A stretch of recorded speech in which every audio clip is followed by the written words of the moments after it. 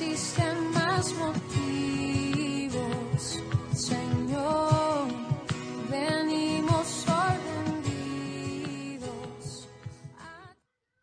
Ir a Salmo 127, versículo 3 y 4. El tema en esta mañana es cuidando nuestra herencia. Cuidando nuestra herencia.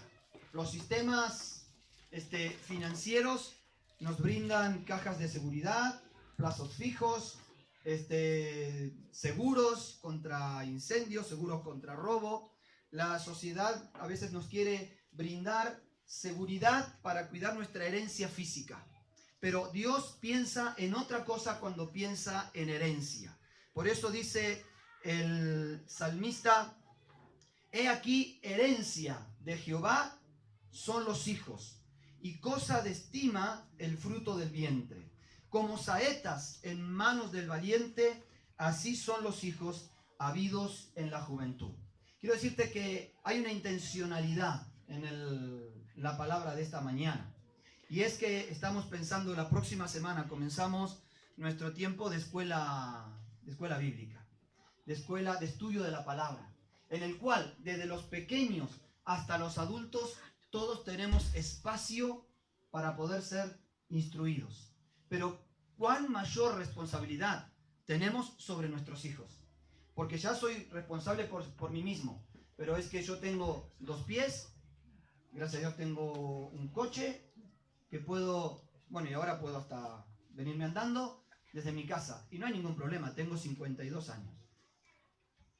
Pero si tengo que pensar en mi hijo, que tiene 13, o si tuviera que pensar en mis hijos cuando tenían menos años, que a mis hijos de 5 años yo no le podía decir, vete a la escuela bíblica, ¿no?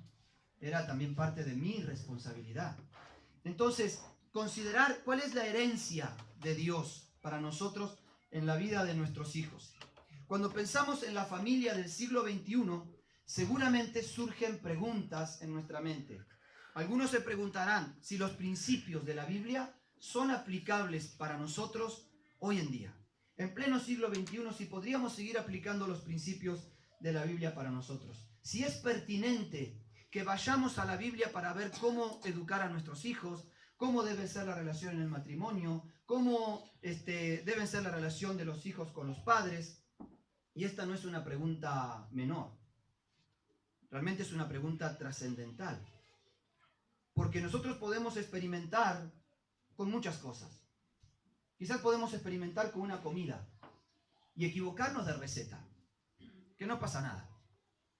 Que si te salió mal la tortilla, pues pelas otras papas, partes otros huevos y listo.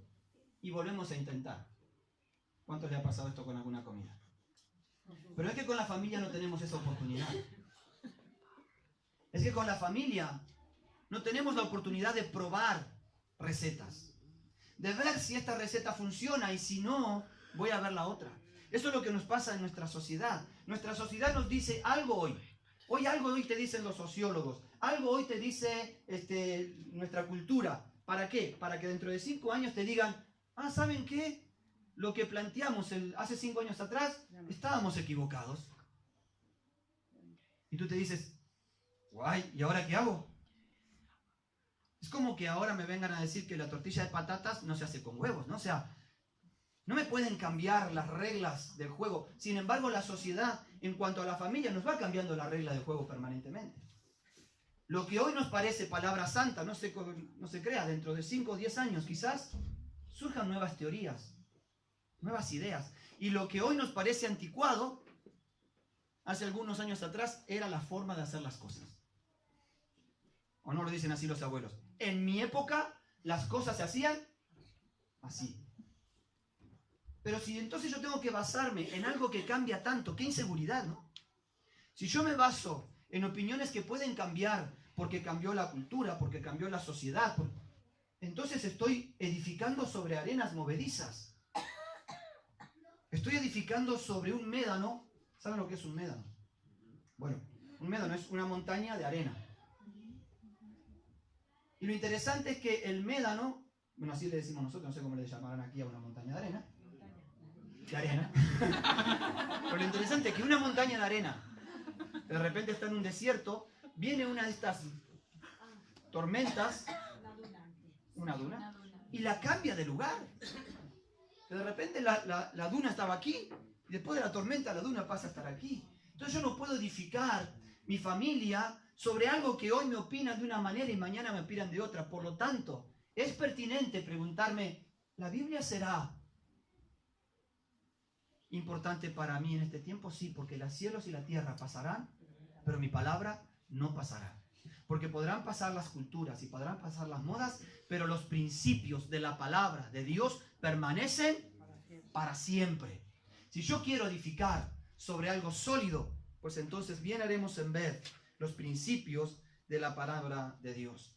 Dice, herencia de Jehová son los hijos. Y busqué la palabra herencia en el diccionario, y cuando pensamos en herencia, lo primero que nos viene a nosotros es la herencia económica, ¿no? ¿Qué me deja de herencia? Y algunos pueden decir, bueno, mi padre no me dejó de herencia nada. Pues no es la única herencia que dejamos.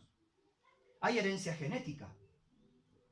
Por ejemplo, decimos algunos, esto es hereditario. Y lo único que hizo el padre fue transmitirle los ojos celestes. O transmitirle el metabolismo de no engordar. Mi padre no me dejó eso. Era flaco, pero... ¿O no? Entonces hay muchas herencias. Y una definición de herencia justamente es rasgo o rasgos morales que, habiendo caracterizado a alguien, continúan advirtiéndose en sus descendientes o continuadores. Le leo de vuelta. Rasgo o rasgos morales que, habiendo caracterizado a alguien, continúan advirtiéndose en sus descendientes o continuadores. Eso también es una herencia. Por eso cuando dicen herencia de Jehová son los hijos, es porque nosotros somos imagen y semejanza de Dios. Nosotros somos herencia de Dios porque hay algo de Dios que nos heredó en nosotros cuando éramos niños. Hay características de Dios en nosotros. Hay un Cristo revelado en tu hermano. ¿O no? Hay un Cristo revelado en nosotros. Hay un Dios que se refleja en nosotros. El Espíritu de Dios está en nosotros. Y en las personas que no conocen a Cristo, ¿habrá imagen de Dios? Pues también hay imagen de Dios. Distorsionada, opacada por el pecado, pero hay imagen de Dios, herencia de Dios. Ahora, para el pueblo de Israel, cuando se pensaba en la herencia, en qué le iban a dejar a las siguientes generaciones, no pensaban en los bienes materiales. ¿Saben en qué pensaban? En una promesa. Lo que se le daba era una promesa. Por eso es que Abraham no es tanto lo que le heredó en bienes a su hijo Isaac, sino la promesa. ¿Cuál era la promesa? La promesa de la tierra prometida. Abraham habitó en la tierra prometida como extranjero y como peregrino. Habitó en la tierra prometida sin haber tomado posesión de ella. Pero a sus hijos les dijo, esta es la promesa que Dios me dio y yo se las heredo a ustedes. O a Isaac. ¿A Isaac qué hizo? Se la heredó a Jacob. Y Jacob a las 12 tribus, hasta que la promesa fue cumplida. Por eso es que la herencia no solamente es material, es la promesa de Dios. Es el propósito de Dios que nosotros transmitimos de generación en generación. Por eso es que está en el propósito de Dios que nosotros podamos transmitir de generación en generación sus promesas. A ver, ¿cómo era Sara? Estéril. Pero a pesar de la esterilidad de Sara, Dios intervino, porque si no había hijo, no había cumplimiento de la promesa. Y si no había cumplimiento de la promesa, no había cumplimiento del propósito eterno de Dios. ¿Entiendes esto? Para que Dios pudiera cumplir su propósito, era necesario que hubiera herencia. Para que la promesa se pasara de una generación a otra. Y para que hubiera herencia, era necesario que hubiera un hijo. Pero el problema era que Sara era estéril y Abraham de 100 años. Pues para Dios no era ningún problema.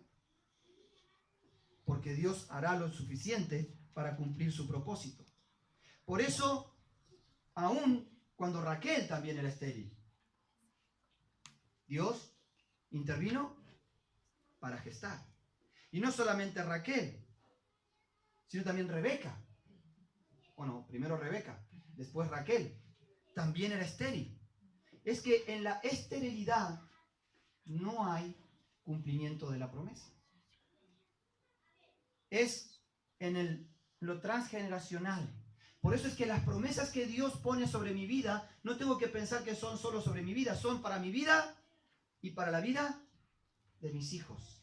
Esa es la herencia que Dios me ha dado. Herencia de Jehová son los hijos. Yo no trabajo solo para lo que yo pueda contener, sino para la herencia que tengo que transmitir, porque el propósito de Dios para mi vida me trasciende en mis 80, 90 o 100 años que pueda vivir. Y yo tengo que ser hoy totalmente consciente y responsable de que cuando yo termine mi vida aquí en la tierra, alguien deberá continuar con el propósito. Y si es necesario, Dios hizo que una estéril concibiera. No una, dos, no dos, 3. Porque para Dios nada es imposible. Porque lo que Dios tiene en mente es cumplir su propósito. Un poquito antes de la historia de estos hombres, nos encontramos con Noé. Un personaje que sin duda era importantísimo en el plan de Dios. Porque si no hubiera habido un Noé, no estaríamos nosotros aquí, ¿verdad?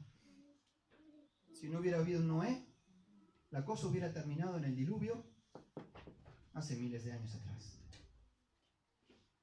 Pero dice, si Dios usó a Noé, y si Dios hizo algo con Noé, a mí me interesa saber qué hizo Noé para preservar su herencia. ¿Qué es lo que Noé hizo que me pueda servir a mí de ejemplo para saber cómo yo puedo preservar la herencia que Dios me ha dado? ¿Usted está interesado en esto? ¿Está interesado en preservar su herencia o no? Quizás su herencia son hijos, quizás su herencia pueden ser sobrinos, quizás su herencia pueden ser nietos, quizás su herencia pueden ser aún amigos del corazón. Porque bueno, no todos quizás a veces tienen hijos, pero todos tienen una herencia que preservar. ¿Cómo preservo esa herencia?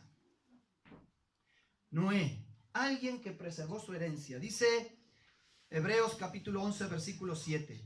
Por la fe, Noé, cuando fue advertido por Dios acerca de cosas que aún no se veían, con temor preparó el arca en que su casa se salvase. Y por la fe condenó al mundo y fue hecho heredero de la justicia que viene por la fe. Hablamos de Noé hace algunos miércoles atrás, pero hoy quería hacer énfasis en algunas otras cosas de este hombre que nos encontramos aquí en la Biblia. Quizás nosotros podemos pensar, pero las cosas en nuestra sociedad son diferentes a la época de Noé. ¿Usted ha visto las noticias ahora, pastor? ¿Ha visto lo que está pasando? ¿Ha visto lo que son las familias? ¿Ha visto lo que pasa entre la gente? ¿Ha visto? Pues sí, lo he visto. Y así todos no llegamos todavía a lo que ocurría en la época de Noé. Que estamos mal, que hay mucha corrupción, que hay maldad, que hay gente que está siempre dispuesta a destruir la familia, a socavar los cimientos de la sociedad, que hay gente que nos va a decir que la cosa ahora va por aquí o por allá. ¿Es cierto? Pero en la época de Noé era peor. En la época de Noé la cosa estaba peor. ¿Saben cuándo va a estar de vuelta como en la época de Noé? Cuando el Señor vuelva. Pues eso fue lo que Jesús dijo, ¿no? Cuando el Hijo de Dios vuelva, será como en los días de Noé. Así que todavía no hemos llegado al clímax de maldad que había en la época de Noé. Así que podemos decir, estamos mejor que en la época de Noé. Así que podemos tomar algunos de los ejemplos en la vida de Noé. ¿Qué podemos hacer nosotros en una sociedad que se está cayendo a pedazos? ¿Qué podemos hacer nosotros cuando vemos que los jóvenes están viviendo una vida, o muchos, no todos, pero muchos jóvenes están viviendo vidas sin rumbo, sin dirección, en un libertinaje sexual, moral, en un relativismo, donde todo parece que da lo mismo, donde no hay valores absolutos, donde cada uno hace lo que bien le parece? ¿qué podemos hacer nosotros? ¿Tendremos que rendirnos a esto? ¿O habrá algo que nosotros podemos marcar como diferente? ¿Qué habrá hecho Noé? Lo primero que yo veo que hizo Noé, vamos a ir a Génesis, capítulo 6. No vamos a leer toda la historia, muchos la conocen, y si no, tarea para la casa, léala después en su hogar. Pero lo primero que yo veo que hizo Noé fue marcar la diferencia. Dice, y dijo Jehová, raeré de sobre la faz de la tierra a los hombres que he creado, desde el hombre hasta la bestia y hasta el reptil y las aves del cielo, pues me arrepiento de haberlos hecho. Pero Noé halló gracia ante los ojos de Jehová. Y estas son las generaciones de Noé. Noé, varón justo, era perfecto en sus generaciones, como con Dios caminó Noé. Lo primero que Noé hizo, o una de las primeras cosas por las cuales Dios escogió a Noé para prolongar su propósito, fue que Noé marcaba la diferencia. Imagínense ustedes, nosotros a veces decimos en España, somos una absoluta minoría el pueblo cristiano. En otros países, como en América, seguimos siendo minoría, quizás más, pero seguimos siendo minoría. Que parece que todo el sistema está en contra de todo lo que la palabra de Dios dice. Que parece que las leyes cada vez se hacen más para ir en contra de los decretos y de los estatutos de Dios. Y a veces tenemos la tendencia de dejarnos arrastrar por la corriente. A veces tenemos la tendencia de decir, bueno, ahora los tiempos han cambiado, necesitamos ayornarnos. Como dijo alguien, ayornarse, ¿sabes lo que quiere decir? ¿No? Imitarse, ponerse al lado. Alguien dijo, Dios debería ayornarse a esta cultura. Noé, lo que marcó primero fue que él era diferente. No importaba que todo el mundo estuviera emborrachado hasta las 4 de la mañana. Noé marcaba una diferencia. No importaba que las personas se casaran, se divorciaran, se juntaran, vivieran. Noé marcaba la diferencia. No nos gusta a veces marcar la diferencia. No nos gusta pensar que la castidad siga siendo un valor para hoy en día en los principios de Dios. Que las relaciones fuera del matrimonio siguen siendo pecado para Dios. Nos gusta más ayornarnos y decir, bueno, hoy, ¿viste cómo están los jóvenes? Hoy hay tanta libertad, hoy es todo tan relativo. Pues no, si queremos edificar un arca, lo primero que tenemos que hacer es marcar la diferencia. La fidelidad y el lecho sin mancilla no serán del siglo XXI, pero siguen siendo principios de la palabra de Dios. Amén. El honor a sus padres sigue siendo un principio de la palabra de Dios. A mí me sorprende hoy en día escuchar a veces a algunos niños. El otro día hemos llevado a Julia a uno de las plazas esta donde hay actividades para niños. Y escuchábamos a un niño hablar con su padre. Estábamos sentados en el banco y ellos estaban ahí. No sé para qué me trajiste aquí, no te quiero más, yo quiero ir, pero hablándole de una forma que nosotros decíamos, bueno, si nuestros hijos nos hablaran así. Pero es que hoy pareciera que el honra a tu padre y a tu madre está pasado de moda. Pues el honra a tu padre y a tu madre es un principio de la palabra de Dios, y aunque el siglo XXI no lo avale, tú tienes que marcar la diferencia. Que no exasperar a nuestros hijos. Porque también, ¿no? A veces le damos a los hijos, también los padres tenemos de qué tomar.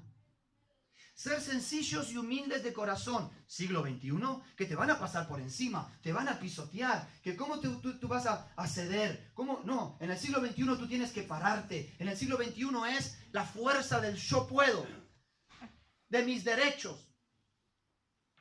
Pues Noé marcaba la diferencia.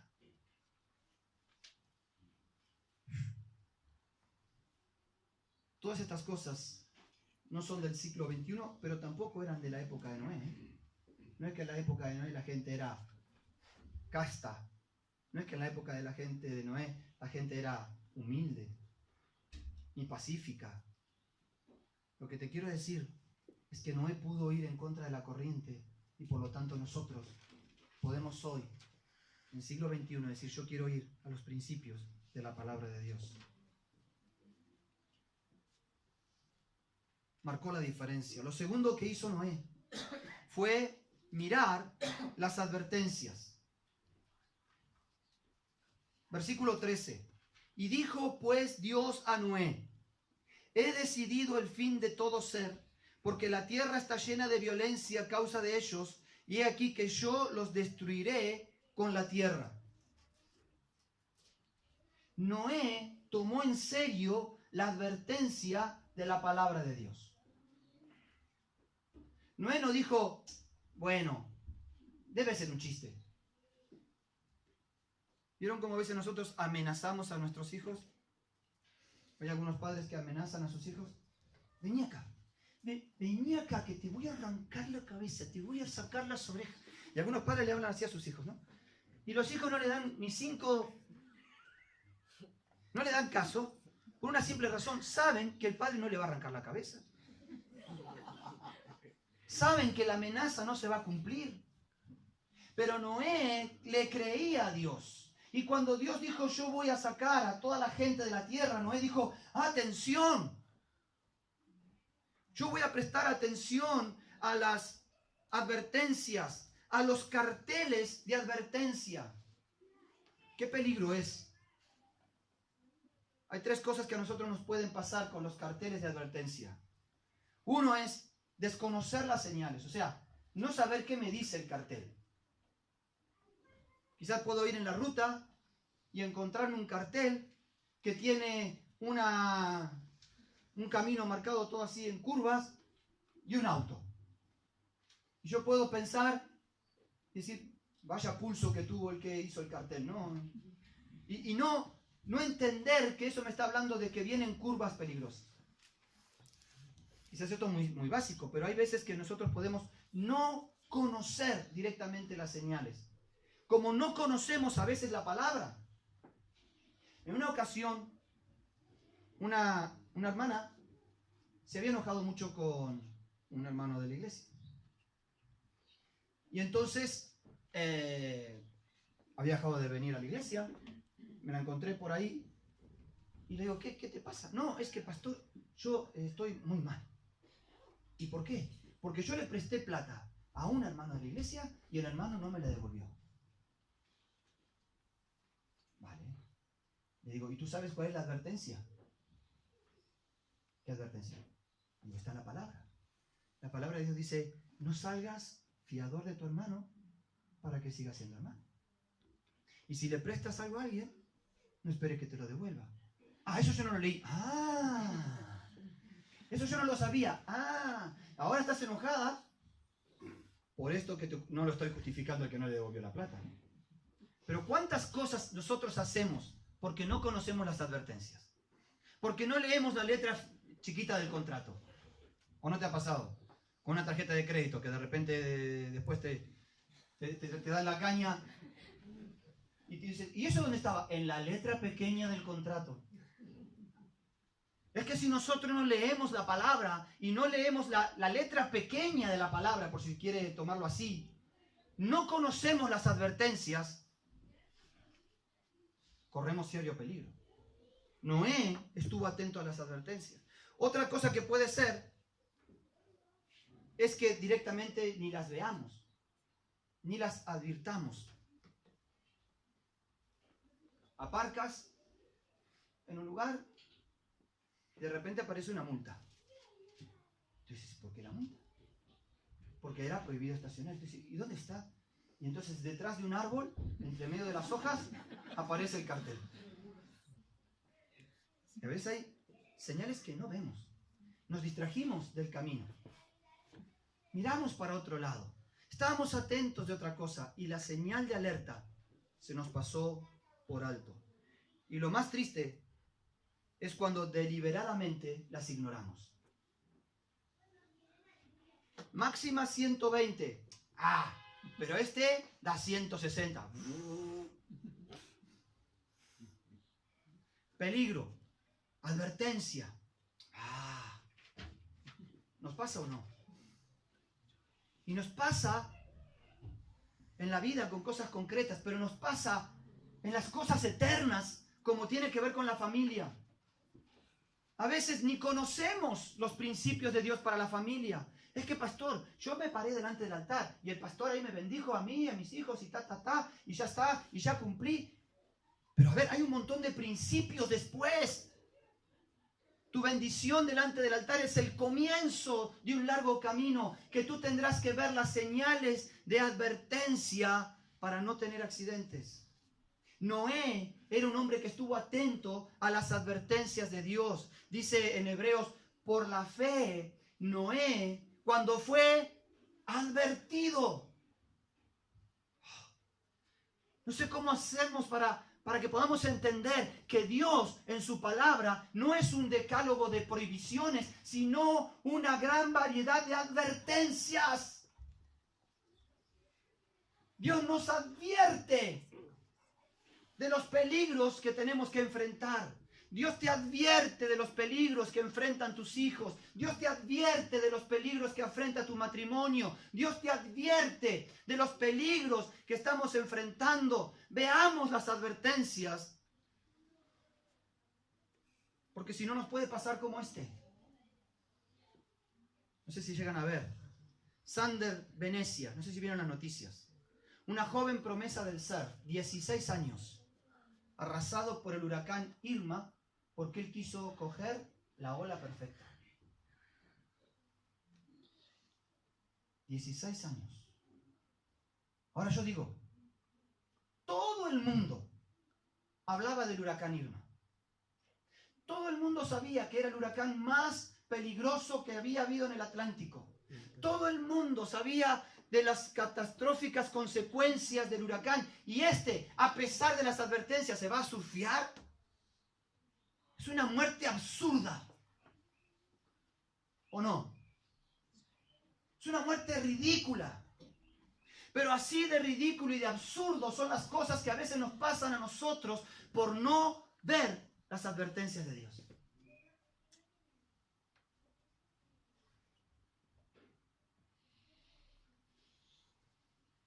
Marcó la diferencia, miró las advertencias y se preparó para lo que venía. Prevención. Tenemos unos amigos misioneros en República Dominicana. El miércoles estuvimos orando por República Dominicana y mandaron una foto por WhatsApp, tendría que haberla puesto ahora. Una foto de WhatsApp en la cual está el frente de su casa, toda tapiada, con palos, con maderas, con chapas. En un huequito quedó ahí, saca uno la mano así para saludar para la foto.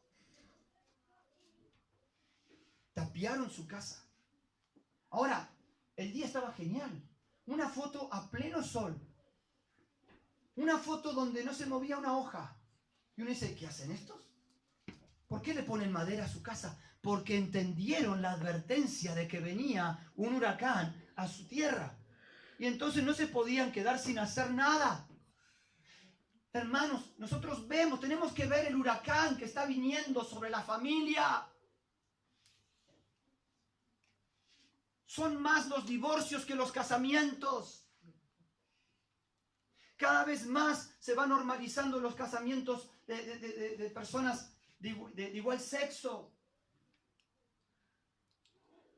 Hay un tsunami que viene arrasando contra la principal creación de Dios, que es la familia. Algo tenemos que hacer. No es tiempo de quedarnos dormidos. No es tiempo de perder oportunidades. Si tengo la oportunidad de llegar con mi familia a aprender de la palabra de Dios, no es tiempo de quedarme a ver el Barça. Porque el tsunami se viene.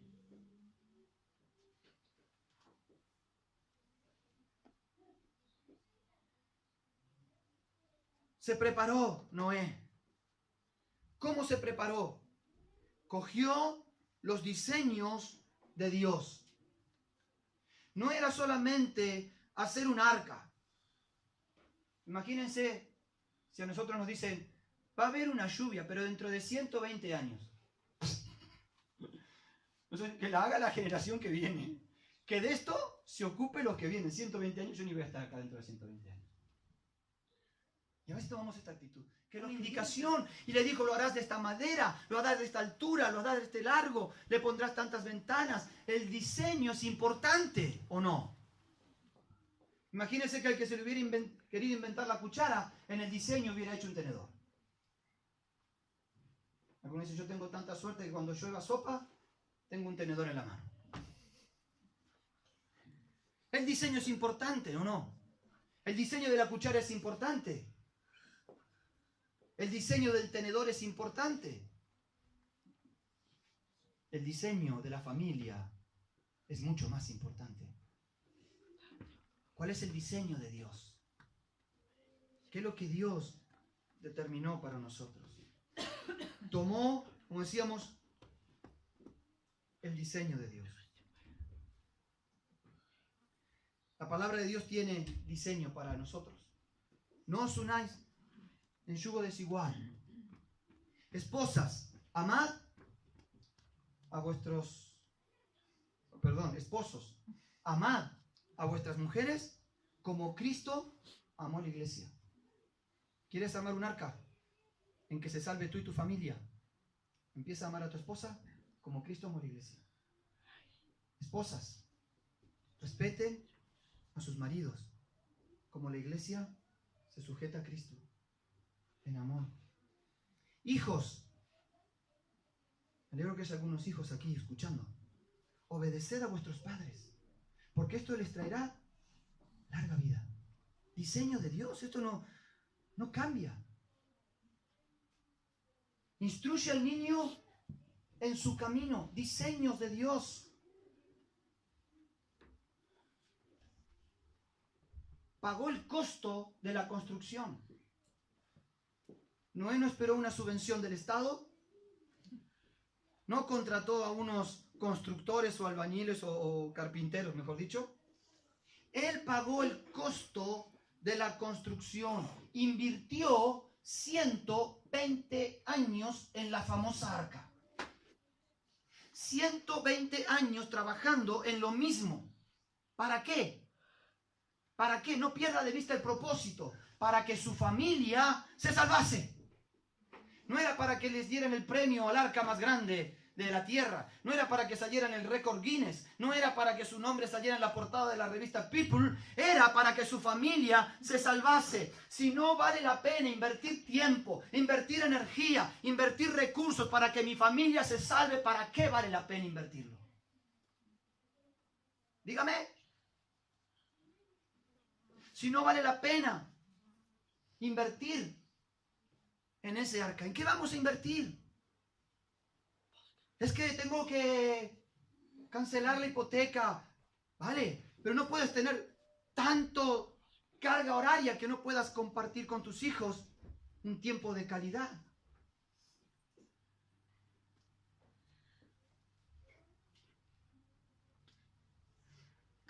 Nosotros tenemos que tomar esto en claro. El costo o el valor de lo que yo quiero construir me determinará el valor de mi inversión. La importancia de lo que quiero construir va a determinar el valor de mi inversión. Por eso que algunos dicen, pues cómprate una tienda y vete de vacaciones, porque una tienda cuesta 40 euros. Pero si quieres una casa de verano, el costo será diferente. Noé podría haber hecho un barquito, pero él tuvo que invertir en un arca. Nadie construirá el arca por ti. Se involucró en la construcción. Nadie va a construir el arca por ti. No es la iglesia la que construye arcas. No son los maestros de escuela dominical los que construyen arcas. Los que construyen arcas son los que están como responsables de la familia.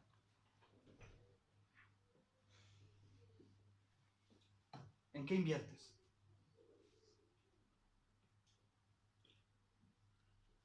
Hoy quizás encontramos personas dispuestas a muchas cosas, a entretener,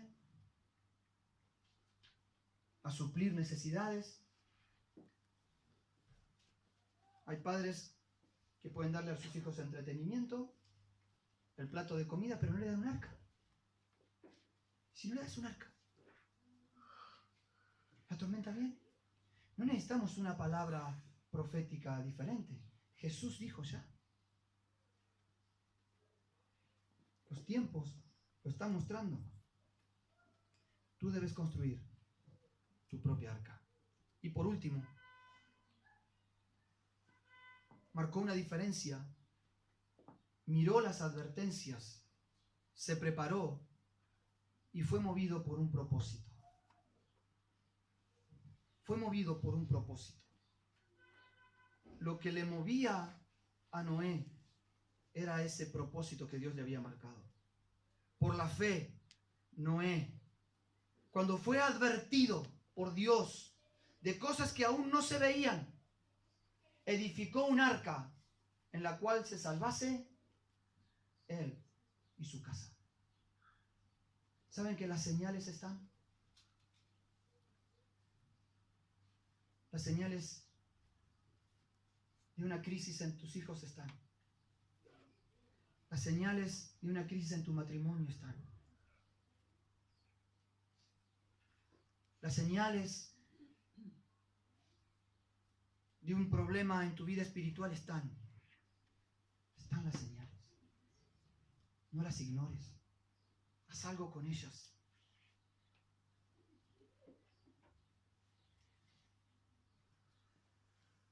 Muchas veces me ha pasado de tener que ministrar padres o novios que llegan a hablar conmigo, pero ya cuando sus vidas están, cuando ya pasó el tsunami, y llegan con los pedazos.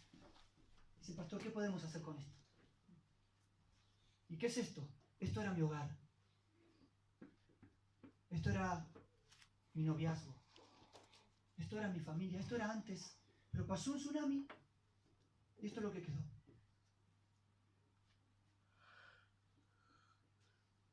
Podremos, como Noé, obrar antes, movidos con un propósito, salvar su familia. Hoy vemos carteles, ¿no? Salvemos a las ballenas, pero nadie pone salvemos a las familias, ¿no? Salvemos a las ballenas, salvemos a cualquier bicho que anda por ahí en peligro de extinción, pero no nos preocupamos por la familia. Los mensajes de hoy son: destruyamos a la familia, desfiguremos la familia. El mayor golpe de martillo de Noé no fue en un clavo, fue en su orgullo. A ver si me entiende esto. El mayor golpe de martillo de Noé no fue en un clavo, fue en su orgullo. Hacer algo para que se salven los demás, aunque los demás sean los de mi casa. Pero es que vivimos en este tiempo tan egoístamente que parece que a veces ni siquiera queremos que mientras me salve yo, lo que necesito es comodidad, descanso, lo que necesito es paz. Sabes, muchas veces hemos tenido que pagar el precio, que después de haber trabajado toda la semana, después de haber salido a las 2 o 3 de la tarde, mi esposa tomaba a sus hijos, a nuestros hijos, mis hijos también, y los llevaba al ministerio de niñez, cansada, con las piernas por explotar, antes de que le tuvieran que operar las varices.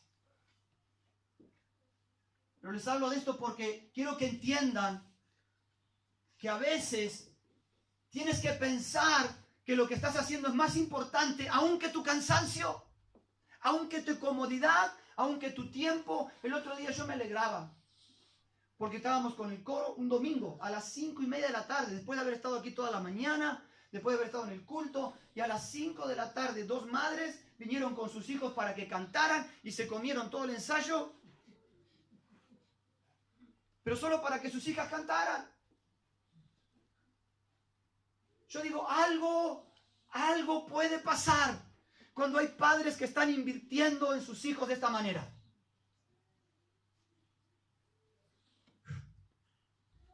¿Me está entendiendo?